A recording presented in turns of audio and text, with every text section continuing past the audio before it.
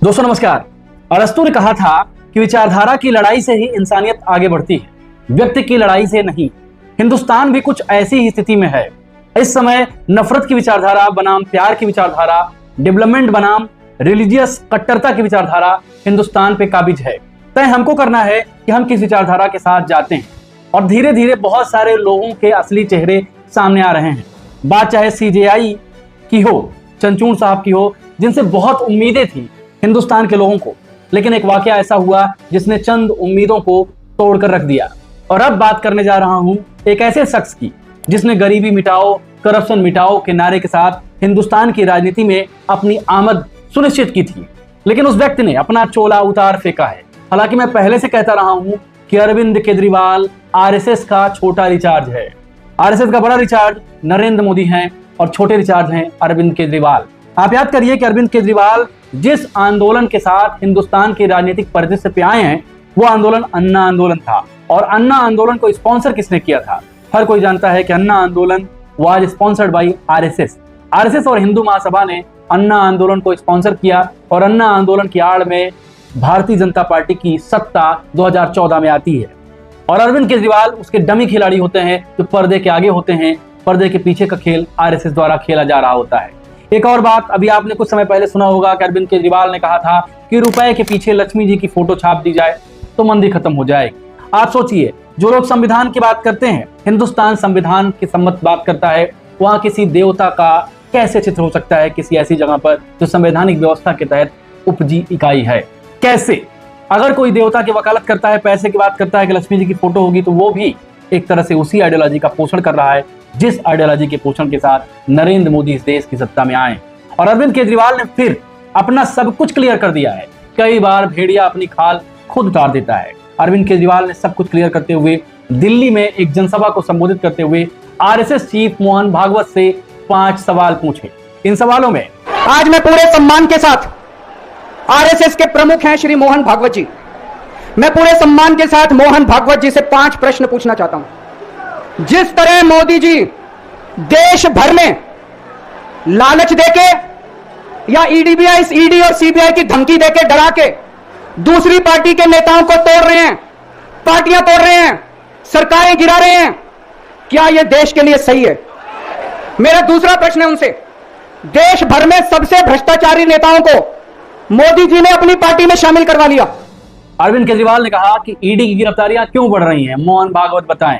अरविंद केजरीवाल ने कहा कि दूसरे दलों के नेताओं को तोड़कर बीजेपी अपने दल में ला रही है। क्या मोहन भागवत का आदर्श यही है? क्या मोहन भागवत भारत को इसी आदर्श पर ले जाना चाहते हैं? क्या मोहन भागवत नरेंद्र मोदी की तानाशाही को नहीं देख रहे हैं? क्या मोहन भागवत गुजरात लॉबी के शक्ति केंद्रीकरण को नहीं देख रहे हैं कि 2 व्यक्तियों में ही सारी शक्ति चली जा रही है? ये सारे सवाल अरविंद केजरीवाल ने एक जनसभा से आरएसएस प्रमुख मोहन भागवत से पूछा नहीं बल्कि शिकायत की। अपने राजनीतिक पिता से पूछा नहीं बल्कि शिकायत की। मैं ये बात क्यों कह रहा हूं? मोहन भागवत से कहते रहे कि आपका बड़ा बेटा हमको बहुत चोट पहुंचा रहा है। बड़ा बेटा कौन है आरएसएस का? नरेंद्र मोदी। छोटा बेटा कौन है? अरविंद केजरीवाल। मैं एक बात पूछना चाहता हूं केजरीवाल से, केजरीवाल जी, मोहन भागवत कौन है?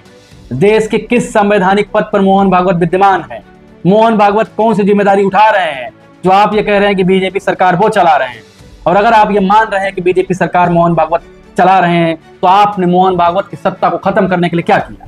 क्या आपका संवैधानिक दायित्व में यकीन नहीं है? क्या भारत के संविधान में आपका भरोसा नहीं है?